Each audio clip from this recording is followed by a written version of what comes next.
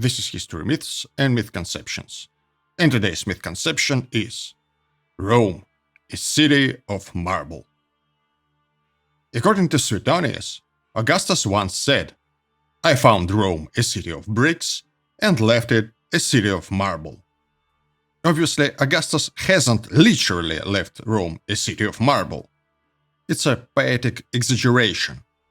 But it is also very debatable how many structures were actually converted to marble and how many new marble buildings were built. Probably not many, although obviously the number of new buildings in general, regardless of the technology used, was very large. Not only because Augustus was into renovation and architecture, but mostly because his reign lasted for more than 4 decades. Any large city would be sufficiently different after almost half of a century. But this video is not really about the quote from Suetonius, and not about Augustus. Here I'd like to unpack a couple of misconceptions about construction techniques of ancient Romans, and also briefly address the problem with wildly inaccurate depictions of white marble buildings and monochromatic statues we can see in the films and in the paintings. So no, Romans were not that much into the color white. Rome was not a city of white marble.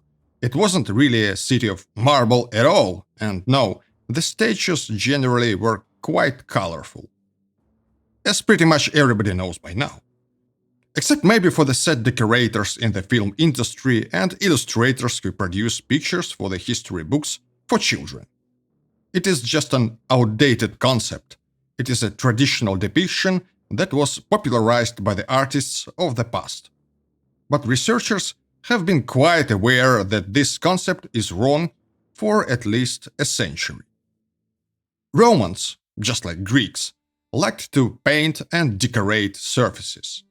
That includes walls, especially inside the buildings, and it also includes statues, which was confirmed by multispectral analysis. We got used to white statues, and that's one of the reasons why the whole idea of painting them sounds like almost a definition of bad taste. We don't really apply this approach to Warhammer miniatures, except when they are painted poorly. Greeks and Romans apparently felt the same way about sculptures.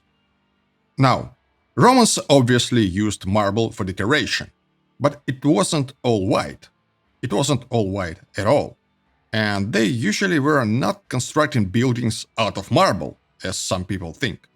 The main method of construction involved concrete. Okay, the main material was probably wood, obviously, and wooden structures are gone, so you cannot see them. But what you actually can see is mostly concrete. At some point, and nobody knows when exactly, Romans came up with this absolutely magical material, which became the key factor in development of Roman architecture and mass production of highly durable structures. Concrete was everywhere. It was the core of the building, which was usually covered with something else, like bricks organized in a pattern. It is also true even for the Roman columns. If you take a look at a Roman column closely, you'll find out that most of the time it is also made of concrete. And they were largely used for decoration. They had no other purpose. Which is, by the way, one of the most clear distinctions between Roman architecture and Greek architecture, where columns had an actual function and they were supporting something.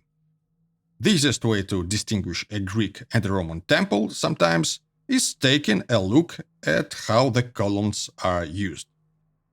In a way, it makes sense to rephrase Suetonius.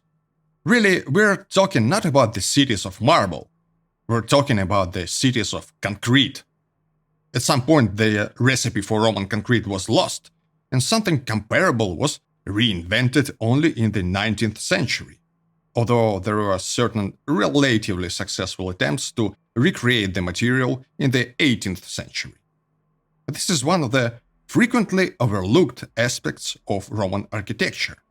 They operated with the 19th century construction technology.